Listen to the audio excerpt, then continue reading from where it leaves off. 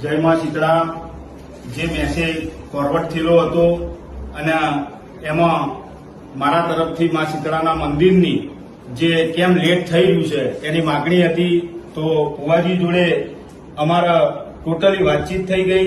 એમાં જે કોઈ પણ પ્રશ્ન હતા એની વિગતવાર ચર્ચા થઈ ગઈ અને સાંથલ ગામના વિકાસની પણ વાત થઈ ગઈ અને ટોટલી રીતે થઈ ગઈ। પણ જો કદાચ એ મેસેજથી ભુવાજીનું દિલ દુભાયું હોય તો હું ફ્રેન્ડલી સોરી માંગુ છું અને સાંથલ ગામના વિકાસની અંદર કે જે પણ કોઈ કાર્ય હશે એમાં સાથ અને સહકાર આપી અને વિકાસના કાર્ય કરીશું અને ગામની ઉન્નતિ અને જન્નતિ બે વિચારીશું અને એવી રીતે બંને મળી અને ગામનો સહકાર લઈ અને મા શીતળાનું મંદિર પૂર્ણ કરશું એવું હું ભુવાજીના સાથ સહકારનો વચન આપું છું।